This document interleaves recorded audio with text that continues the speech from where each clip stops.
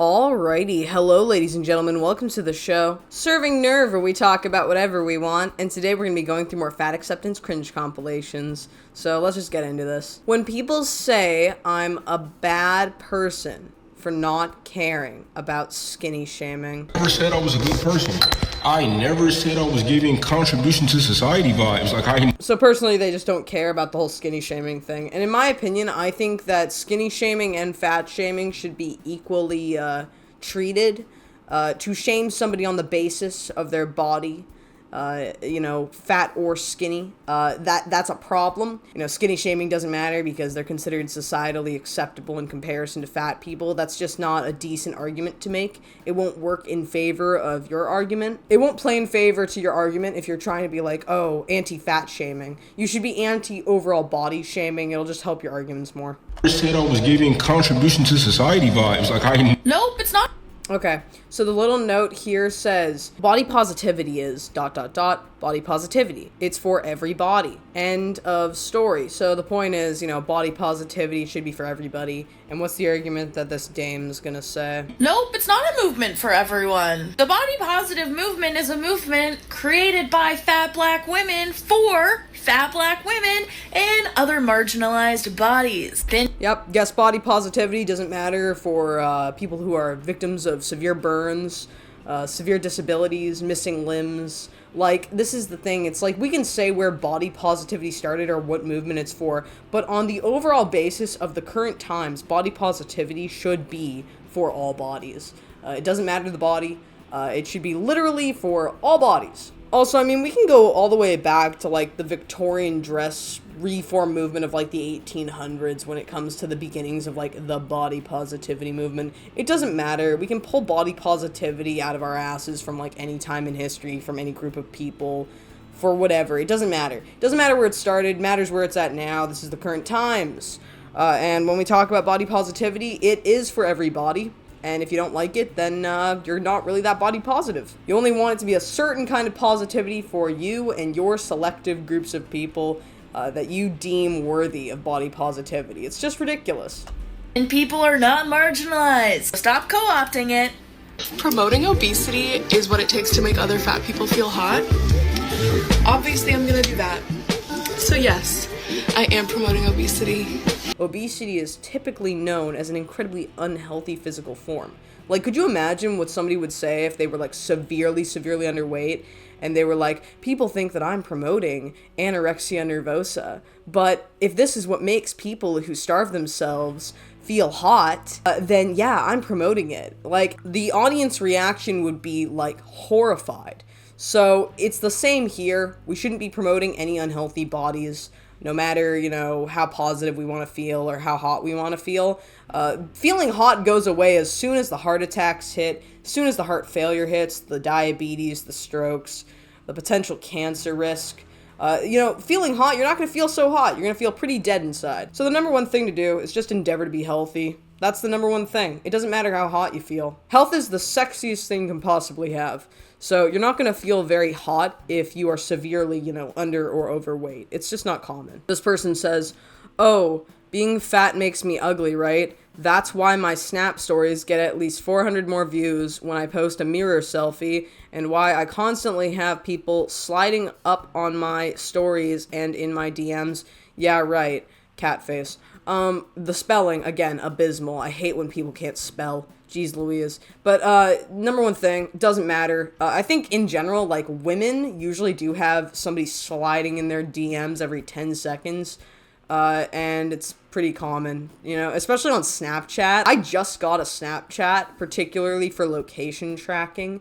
And, I gotta tell you, man, I don't use it. I have no friends on Snapchat. I literally have 2 family members and that's it. And, ironically, I have a bunch of people who are requesting me as friends. I don't have any friends. I haven't a thing on there. And even I have people who are trying to contact me through Snapchat. It's just how Snapchat works. But also, in general, if you're on, Instagram, or you're, on Snapchat, or you're using these platforms, the likelihood of somebody trying to slide in your DMs is incredibly high, no matter what you look like. As long as you're a chick, someone's gonna try and, get slick with it. Also, that isn't even to say that this person is particularly unattractive. I'm not trying to belittle this person's appearance. It's just not a good way to argue your point that you're attractive as a fat person if your number one, way of pointing that out and proving people wrong is with Snapchat DMs or something. It's just not sensible.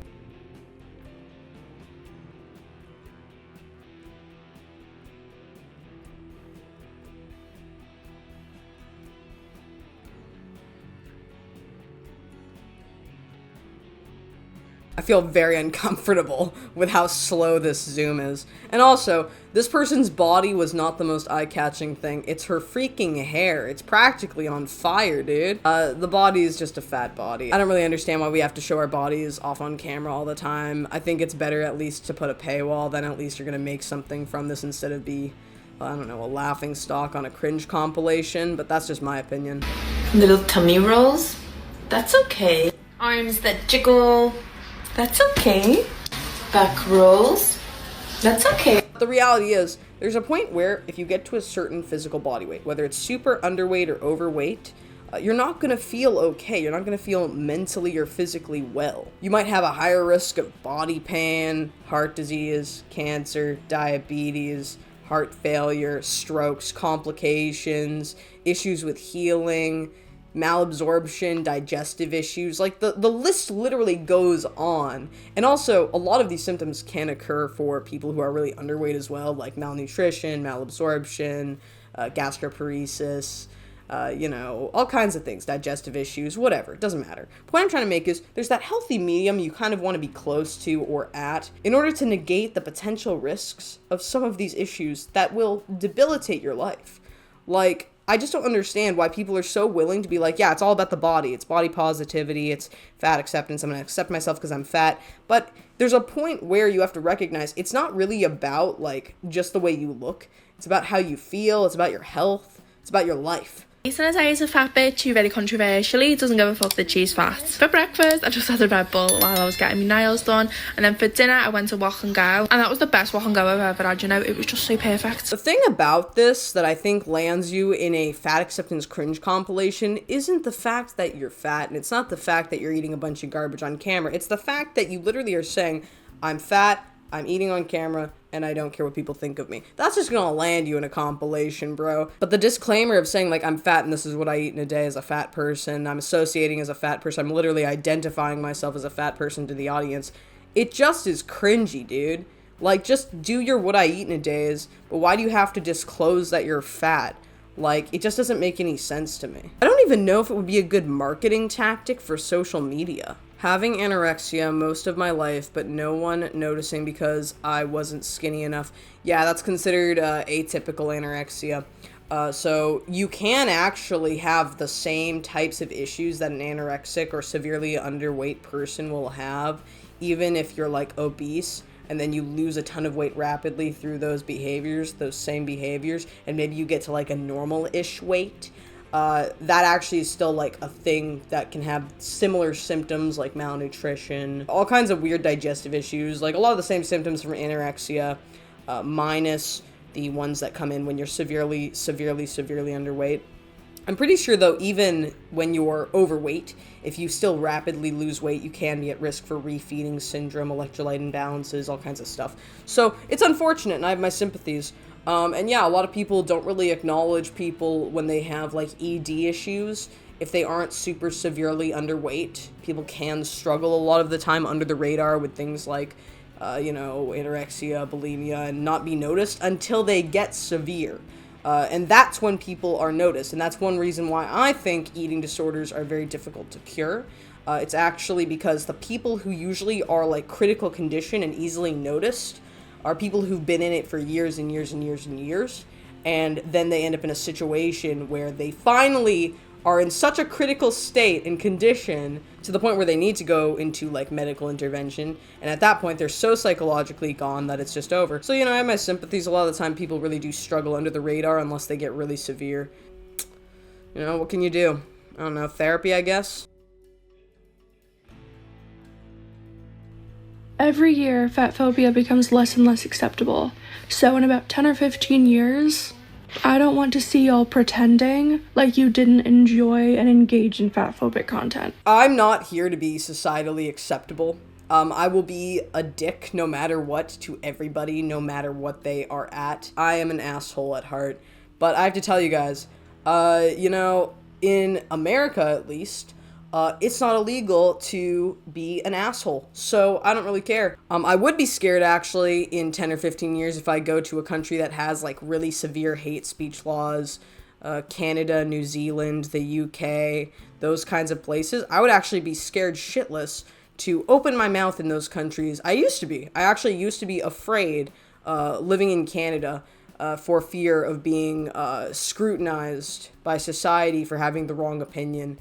And now that I'm in America, at least for the time being, I don't have to worry about it. So that's great. If I were this person, I wouldn't really worry about like what people think of me. I would hope not to be affected by the words of other people, but also I like the idea of living in a world where society can judge me for all that I am, where I can be judged for everything, and I can judge people for anything that I want. Because in my opinion, the best way to meet in the middle about our differences is to be able to have an open conversation about these things, and if you just are like, oh, 10 or 15 years, you won't be able to say this, this, and this, that's going to create a problem. It's going to create, like, I don't know, under the table conversations, and you should just literally not care what people think of you no matter what.